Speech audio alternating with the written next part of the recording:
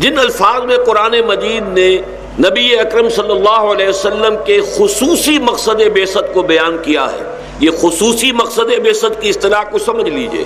ایک آپ کا عمومی مقصد بعثت ہے جو تمام انبیاء کا، تمام رسولوں کا تھا، اللہ کی طرف دعوت، انذار آخرت، اہل خیر کے لیے بشارت، شہادت حق۔ یہ تو گویا کہ نذیر اور بشیر اور داعی اور مبلغ اور معلم اور مربی اور مزکی، یہ تمام انبیاء، تمام رسول تھے۔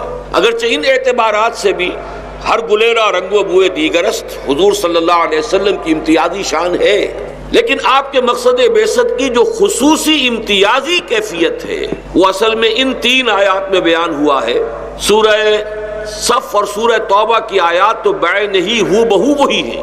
هو الذی ارسل رسولہ بالہدی ودین الحق لیظہرہ علی الدین کلہ ولو کرہ المشرکون۔ وہی ہے اللہ جس نے بھیجا اپنے رسول کو صلی اللہ علیہ وسلم الہدا، قرآن حکیم اور دین حق دے کر، تاکہ غالب کرے اسے تمام ادیان پر، تمام نظام ہائے زندگی پر، خواہ یہ مشرکوں کو کتنا ہی ناگوار ہو۔ پھر تیسری مرتبہ یہ مضمون سورہ فتح میں آیا ہے، هو الذی ارسل رسولہ بالہدی ودین الحق لیظہرہ علی الدین کلہ وکفی باللہ شہیدا۔